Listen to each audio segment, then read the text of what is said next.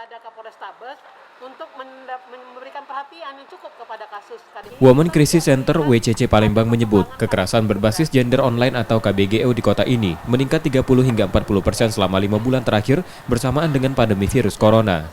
Faktor utamanya akibat masalah hubungan asmara yang menyebabkan adanya kasus penyebaran foto pribadi disertai ancaman hingga menimbulkan traumatik pada perempuan sebagai korban. WCC Palembang menilai dibutuhkan pendidikan dan perhatian khusus dari pemerintah untuk pendampingan dan penanganan. Karena KBGO berpengaruh besar pada korban yang dapat mengalami penyiksaan fisik, seksual, dan psikologi.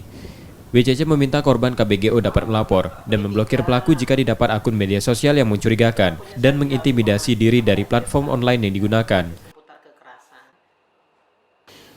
Ini yang memprihatinkan di tahun 2020 ini karena pandemi ini membuat kita melihat ada bentuk lain kekerasan yang harus dapat perhatian yang cukup serius, yaitu kita sebutnya kekerasan berbasis gender online atau kekerasan di dalam dunia maya. Gitu. Ada pelecehan, itu satu bentuk yang sering kami dampingi tadi, menampilkan dokumentasi. Jadi dia ini pacaran misalnya, putus. Selama pacaran mereka mendokumentasikan misalnya foto semi bugil misalnya atau yang mesra gitu.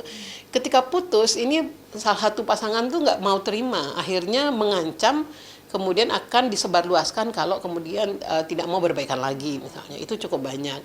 Kemudian pelecehan seksual itu juga sering muncul. Misalnya pasangan itu memberikan konten-konten video porno, foto porno kepada pacarnya. Catatan WCC Palembang sepanjang Januari hingga Juli menerima 72 kasus kekerasan yang terdiri dari 20 kasus KDRT, 18 kasus pemerkosaan, 18 kasus pelecehan seksual dan sisanya merupakan KBGO. Reski Oktora, Muklas Diferensial, Kompas TV, Palembang.